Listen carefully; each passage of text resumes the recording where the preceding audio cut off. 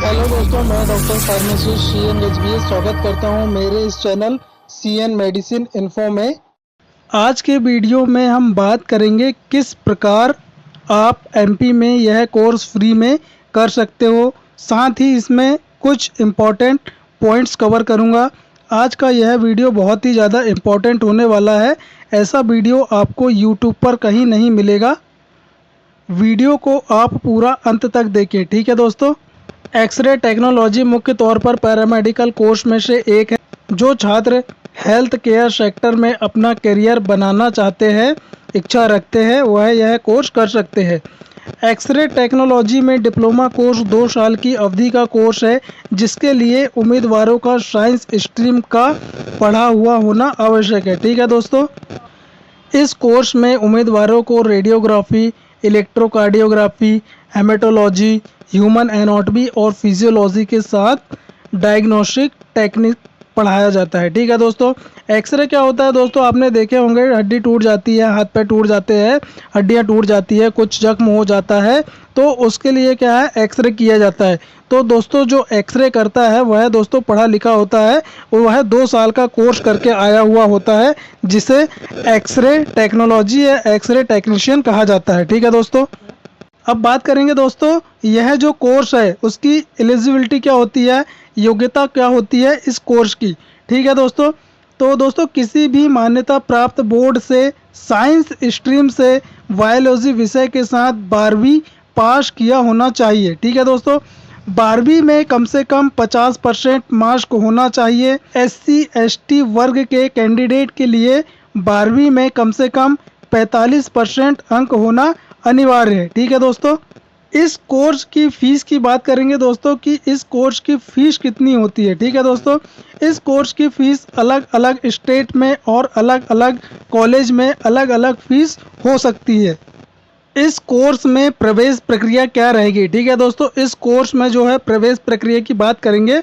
मध्य प्रदेश में इस कोर्स के लिए सरकारी मेडिकल कॉलेज में मेरिट के आधार पर एडमिशन मिलता है, ठीक है दोस्तों। मध्य प्रदेश में इस कोर्स के लिए प्राइवेट जो मेडिकल कॉलेज होते हैं, प्राइवेट जो पैरामेडिकल होते हैं, जहां पर आपको डायरेक्ट एडमिशन मिल जाता है, ठीक है दोस्तों। सरकारी कॉलेज में क्या होता है, मेरिट के आधार पर आपको एडमिशन मिलता है, और जो पैरामेडिकल होते हैं मध्य प्रदेश में प्राइवेट होते हैं, वहां पर आपको इस कोर्स में डायरेक्ट एडमिशन मिल जाता है, ठीक है दोस्तों। किसी प्रकार का आपको एग्ज़ाम देने की ज़रूरत नहीं पड़ती है, डायरेक्ट आप इसमें एडमिशन ले सकते हो। यह कोर्स कौन कौन कर सकता है, ठीक है दोस्तों, मतलब ये जो कोर्स है यह कौन कौन कर सकता है। यह कोर्स जो है दोस्तों सिर्फ बायोलॉजी 12th पास स्टूडेंट ही कर सकते हैं, ठीक है दोस्तों। अब बात करेंगे दोस्तों किस प्रकार से आप जो SC ST वर्ग के और OBC वर्ग के स्टूडेंट हैं वो इस कोर्स को किस प्रकार फ्री में कर सकते हैं मध्य प्रदेश में, उस विषय में बात करेंगे, ठीक है दोस्तों। तो दोस्तों सरकारी मेडिकल कॉलेज जो होते हैं वहाँ पे क्या होता है, 12th बायोलॉजी पास करने के बाद आप सरकारी मेडिकल कॉलेज जो है वहाँ जाकर इस कोर्स के लिए आवेदन कर सकते हो, ठीक है दोस्तों। यदि आपका नाम मेरिट सूची में परसेंटेज के आधार पर आता है तो आपको इस कोर्स में एडमिशन मिल जाएगा, ठीक है दोस्तों। एडमिशन मिलने के बाद मध्य प्रदेश की सरकार के तरफ से स्कॉलरशिप फॉर्म निकलता है। उसको भरने के बाद आपके अकाउंट में इस कोर्स के लिए स्कॉलरशिप आ जाती है, ठीक है दोस्तों। उस स्कॉलरशिप को आप कॉलेज में फीस के रूप में जमा कर सकते हो। इस प्रकार से आप यह कोर्स जो है दोस्तों स्कॉलरशिप बेस पे कर सकते हो, ठीक है दोस्तों। अब दोस्तों इसमें प्राइवेट पैरामेडिकल जो कॉलेज है उसमें किस प्रकार से आप कर सकते हो इसके बारे में बात करेंगे। तो जो प्राइवेट पैरामेडिकल कॉलेज होते हैं दोस्तों, 12th पास बायोलॉजी पास करने के बाद डायरेक्ट पैरामेडिकल कॉलेज में जाकर एडमिशन ले सकते हो। एडमिशन मिलने के बाद मध्य प्रदेश की सरकार के तरफ से स्कॉलरशिप फॉर्म निकलता है, ठीक है दोस्तों। उसको आप ऑनलाइन फिल कर सकते हो या उस फॉर्म को भरने के बाद आपके बैंक अकाउंट में इस कोर्स के लिए स्कॉलरशिप आती है। उस स्कॉलरशिप को निकालकर कॉलेज में फीस के रूप में आप जमा कर सकते हो, ठीक है दोस्तों। जमा करनी ही होती है। इस प्रकार आप इस कोर्स को स्कॉलरशिप बेस पर फ्री में कर सकते हो, ठीक है दोस्तों।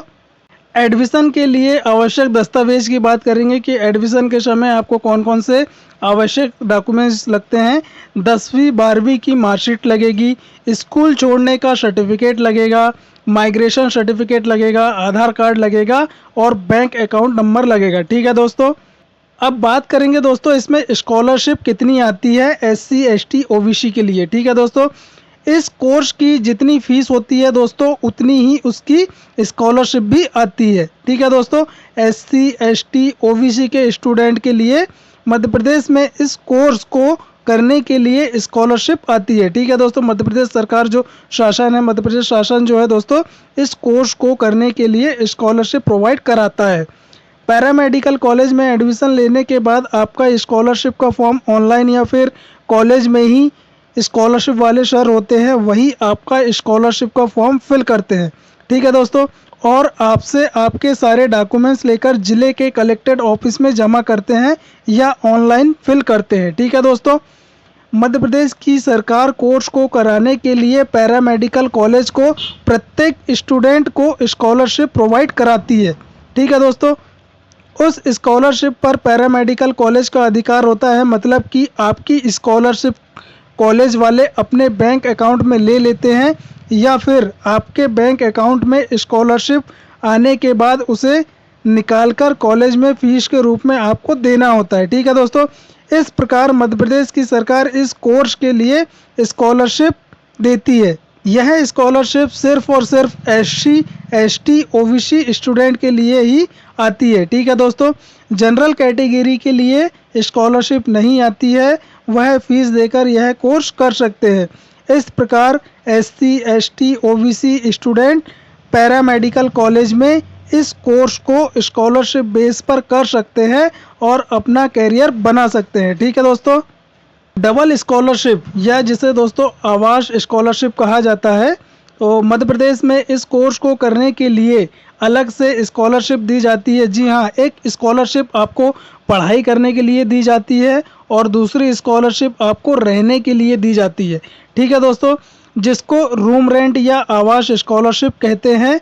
यह आवास स्कॉलरशिप सिर्फ SC और ST स्टूडेंट को ही दी जाती है। ठीक है दोस्तों, एग्जाम्पल की बात करेंगे, आप इस कोर्स को करने के लिए आपके घर से कहीं दूसरे ज़िले में जाते हो। ठीक है दोस्तों, मतलब कि आप मध्य प्रदेश में रहते हो, आप ज़िला छिंदवाड़ा के रहने वाले हो और आप कोर्स को करने के लिए एक ज़िले से दूसरे ज़िले में जाते हो। दूसरे ज़िले में आपका कोई भी पैतृक मकान नहीं होता है, मतलब दूसरे ज़िले में आपका कोई भी पैतृक मकान नहीं होना चाहिए।